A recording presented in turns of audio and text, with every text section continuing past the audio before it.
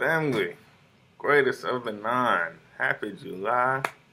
We're in the seventh month, so to speak. A lot of good energy coming through. And Spirit Guardian came to me and said, why don't you start a little series about auras? Okay. And I'm so glad I said that because I have the best, hands down, the best definition of aura ever right in front of me. And it's from this awesome book, Tarot of the Orishas Companion. An aura, halo or immaterial atmosphere of spiritual origin that surrounds the body, right? Usually at our feet, kingdoms in the feet. Its color is representative of the person's psychophysical state and is susceptible to change as the person evolves. Excuse me. The result reveals the real energy and vitality of persons and things. In this way, sickness may be detected and alternative therapy may be employed. Now, that last part is kind of, with that first part, its color is representative of the person's psychophysical state, okay? So, when we talk about colors and aura and presence, we're also dealing with vibration. Vibration, okay? Everything in the universe vibrates at a particular level. Even things that are moving so slow, they seem to be not moving at all, okay? It's just a decreased vibration. So back to auras, okay? What do we know about auras? Well, obviously, everybody carries a certain aura, okay? And my definition of it has been called an energy signature, okay? You know, when you sign a paper or, if you're playing music, every key has a key signature, something that animates or describes that in a special way, right? So when we talk about auras, we're talking about human energy centers, signatures, okay? So if I'm walking and, and auras are tied in with consciousness, okay? So what I mean by this is that, as this book just beautifully defined, as you go on in your personal life, as you experience things, both on the positive and negative aspects of that spectrum, your aura changes, If you're always mad about something, you never confronted your problems, you're always blaming other people for your problems, everything is wrong with the world, but nothing's wrong with you. You've just made up your mind that you're just going to keep, for lack of a better word, bitching and pissing and moaning about your circumstance instead of working on your aura, you see?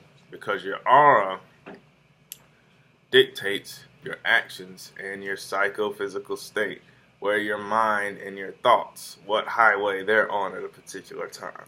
So if you're always putting yourself, the world, and people around you down, your aura is probably going to stay at a really low vibratory rate. And people may not be able to discern what's going on with you. For my people that like to, excuse me guys, for my people that like to, act like nothing's wrong, but they secretly have these almost malicious feelings, and the world sucks, and they're just always angry and beside themselves, in a psycho state of mind.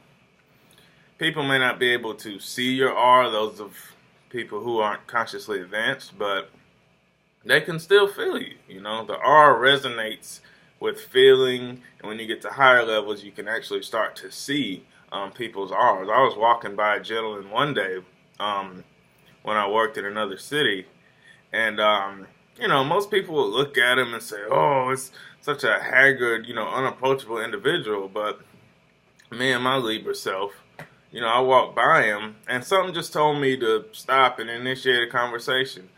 We ended up talking for 2 hours, okay? But I noticed right before I got to this dude, there was like a faint blue glow around him. You know what I'm saying? I said, this person, probably has something to offer, probably went through some stuff, probably has something on his heart, okay? So your aura is a totality of, not really from a business mindset, but what somebody can bring to the table. Again, back to that person who's always negative, who's always in their lower chakras, who's always vibrating at a low level, when they come in your presence, it may be hard to develop a connection with them because of their aura, because it's so restricted. You see what I'm saying?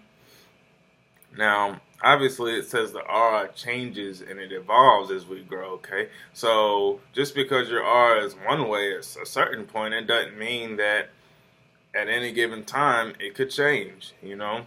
What if you're about to graduate college, you know what I'm saying, you just had 3 hour sex with your boyfriend or girlfriend, and then your father dies?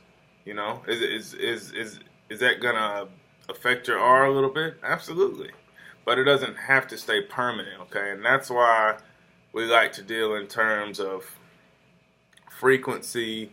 We like to deal with terms like vibration, currency, these things that flow in and out, okay? Because they're more aligned with the polarity of things. We're not dealing with good and evil. We're dealing with a polarity board, the law of polarity, okay? So that's what it's about, guys. Your aura has to be on point. And I know with this society and all these vibrations coming from the TV, coming from the cell phone, coming from virtually anything we use, can very easily, if overused especially, can put us to a low vibration, okay? So in my next video, I'm going to give you a couple steps on how you can stabilize your aura and also encourage some more solar, you know, energies into it, okay? Because it is powerful, it is real, and it can be the breaking point between, you know, if you're going to be kind of a narcissistic nobody, or are you going to learn to engage the world and embrace the signs that come to you? I'll let y'all be the judge. I love you.